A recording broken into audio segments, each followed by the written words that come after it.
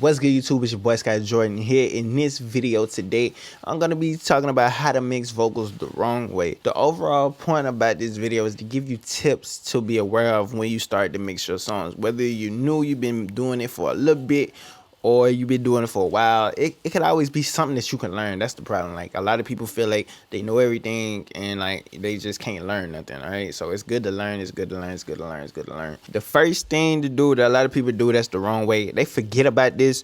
Whether you're in Pro Tools, Logic, Studio One, FL Studio, Ableton, whatever, Reaper, you always want to change your buffer size, right, for your sample rate. So I wouldn't suggest mixing at 32 samples because guess what? You're going to add more plugins when you're mixing, right?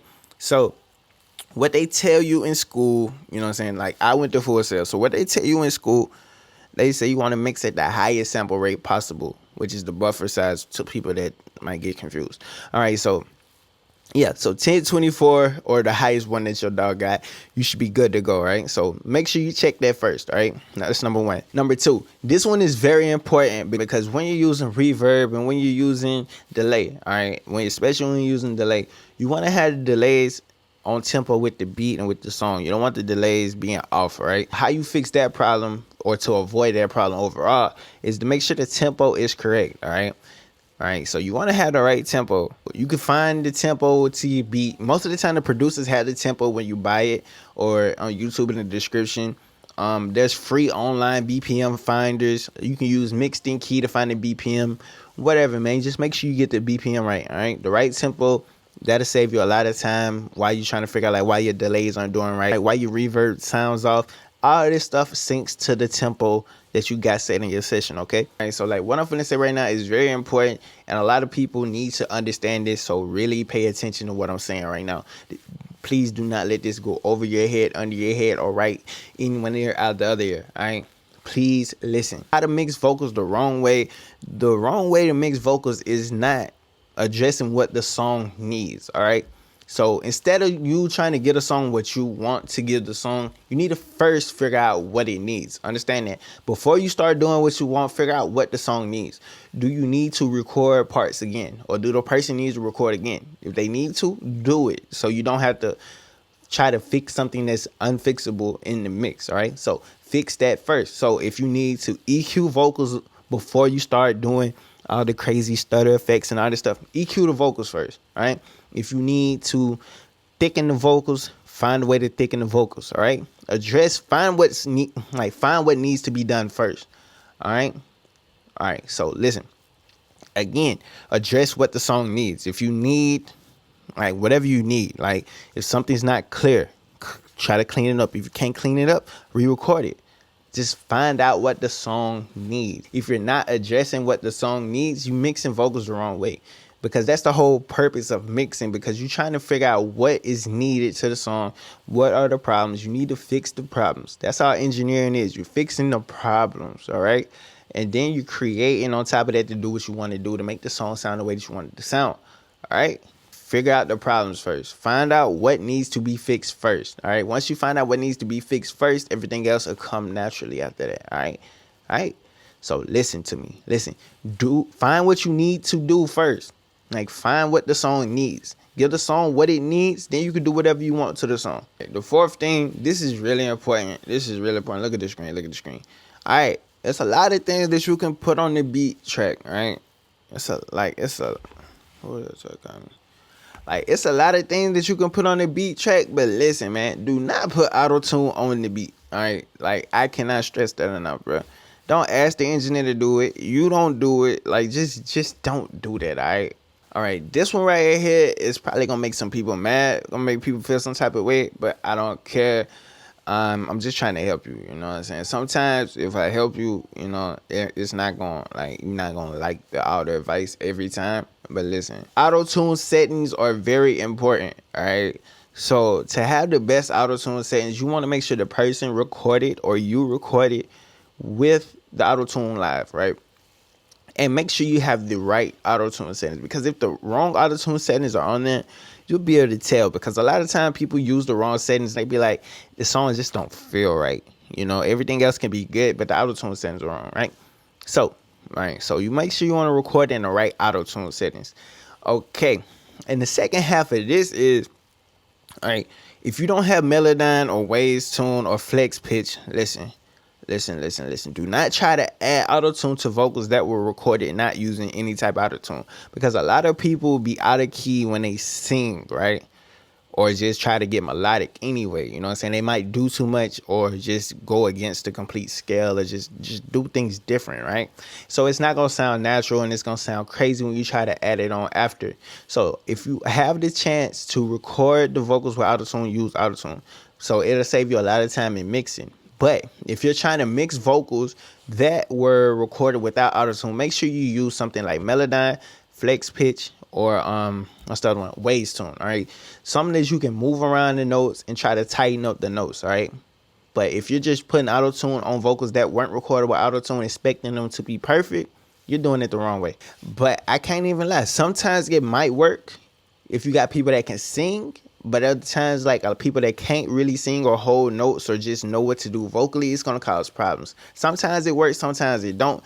But listen, I suggest that you or the person that you're mixing for records with Autotune, or you use one of the graph Autotunes, right? So you can move around the notes and just clean it up a little bit better. Then you can add Autotune to it just to bring it out a little bit better. This tip right here is one of the most important ones that I can say as well, just like a couple of the rest of them. Don't overthink. When it comes to mixing vocals, you do not want to overthink it, all right? Because you want to keep it as simple as possible. Because guess what? Less is more in the case of mixing. Because the artists, when they record, they do most of the work in the recording process. The emotion, the pain, the happiness that they trying to get across, they got to get that across vocally by expressing it through the microphone. All right, so by the time it gets to you, all you got to do is clean it up and help bring that out. You know, you can only bring out what the artist put into the song.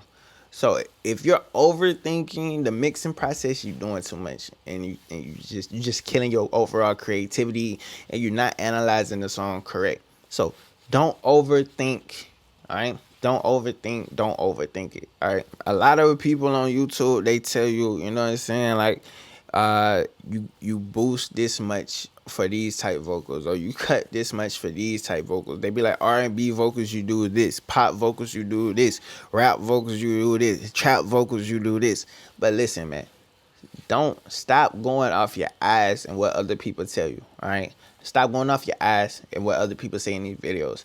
This is what I need you to do. I need you to trust your ears. All right, trust your ears. The numbers is cool, so you can always know what you did. But what you want to do is go off your ears. You want to trust your ears. All right, your ears are not gonna lie to you unless you're tired. If you're tired, your ears are gonna lie to you. All right, so whether you need to EQ better, add more brightness, take some mud out, do whatever, add more compression, you hear some popping and some clicking and all this stuff, don't just go and mix off numbers. All right, just because you see some numbers, they be like, okay, good vocals usually they're EQ'd this way, but it's like you don't know what type mic they was recorded with, where they recorded with. Did they use a preamp, analog preamp? What did they use? Did they record through EQ already? You don't know. All right, so you don't know what like what like you know what I'm saying, was the person that was recording it, like, do they know how to record, or like what did they have around the mic? Were they outside? What, you know what I'm saying? Like, you never know. All right, you never know. So listen, trust your ears. Go off your ears. Don't use numbers. Don't go off numbers. Don't just rely on the numbers. All right, trust your ears, man, because whatever it is that you're doing, like, you can see the numbers change, but if you're gonna hear it, you're gonna hear the difference. All right, so trust your ears. So if you're not trusting your ears, you're mixing vocals the wrong way. So if you're going off your eyes instead of your ears, you're doing it the wrong way. All right, cool. You understand? You're following me. You following me, right? This is very, very, very, very, very important. Very important. Like, look at me, bro. Like, look at me. Don't, like, y'all niggas, like, y'all gotta stop overusing plugins. All right, like, just hear me out. Like, you see, I have a lot of plugins, right? Like, I have a shitload of plugins. Like, I have a lot of plugins, right? A lot of them. But the thing is, I never use all of my plugins at one time. It's like, there's no way that you should be able to, or even need to, use all these plugins at the same time. You know, There's no reason you should have 12 EQs, right? 12 different EQs at that, you know what I'm saying? Just doing crazy things. Just, you know what I'm saying? Like, you're not going to have 10 compressors in a session. You're not going to have 15 delays or 8 delays in a session. You know what I'm saying? Like, you don't want to just overuse plugin just because you got the plugin. Like, I shouldn't put this and this and this and just do this. Just start throwing those and just start throwing plugins in just because I have them and I haven't used them. No, you want to keep it as simple as possible. Like I said, like, just don't overuse plugins, man. Just because you have them don't mean you got to use all of them. All right, because most of the time people are putting plugins on that are doing the same exact thing, and which means like it's doing nothing. You know what I'm saying? Like, think about it. Like, sometimes in your session you might have too many plugins, and just removing a couple might open your mix up and just make your mix sound better, but you just have way too many plugins on. All right, just something to think about. Like, don't overuse plugins. And the last thing I'm gonna say right here, this is probably gonna get me a lot of dislikes. This point right here, like, you probably fucking with me to the end, but listen, if you only relying on presets and templates to mix vocals for you, just for you to like just import and just drag and drop or just record and just bounce it, you're tripping. Because think about it. If you're recording an artist, and you got a template, but the artist be like, let's say you're recording somebody on a Drake type template, right? But the person is a Travis Scott type artist, and the Travis Scott type artist wants the Travis Scott type reverb, something similar with like distortion.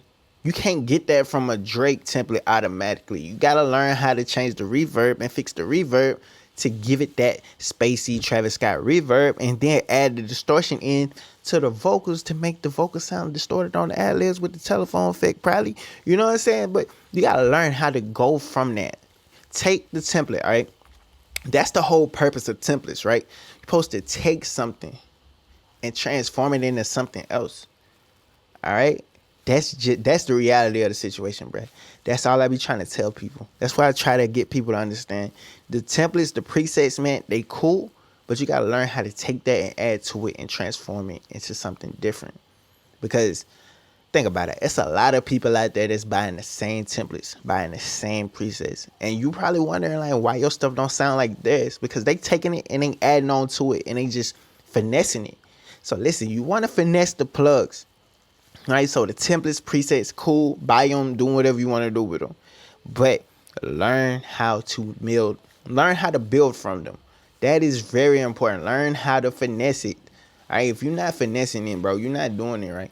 You know, just don't rely on the presets and the templates. If that's all you're relying on, you're not really mixing. You're not mixing, all right? You're not mixing, right? You know what I'm saying? But listen, I just made this video that has something for y'all to think about, right? I kind of want to challenge you to think. Some of y'all might overuse plugins. Some of y'all might not ever change the sample rate, you know? But it's cool. So it's like those things are easy fixes. Some of y'all might overthink when it comes to mixing vocals, but you can fix that. You know what I'm saying? The more you practice mixing, the more sessions you get. You know what I'm saying? The more feedback and all this other stuff you get, it's going to build your confidence. Because when you mix it, man, you want to have good confidence about yourself. Because if your confidence is not up, it's going to show in your mix. You're going to always second guess. You're never going to like try to mix for people. You're never going to just get better if you just, you know, if you just stay in your shell, stay in your bubble or whatever. You know what I'm saying? So those are just some things that I noticed from my DMs and emails and everything, where people be like, I don't like, what am I doing wrong? Those are just some of the things that I see. You know, it might be more. So if you struggle with a lot more things, just hit me up, man, and just tell me what you struggle with so I can help other people, because it might be people that's going through what you're going through. But listen, make sure you like, comment, subscribe to the channel. It's your boy Jordxn. I'm out of here. All right, cool.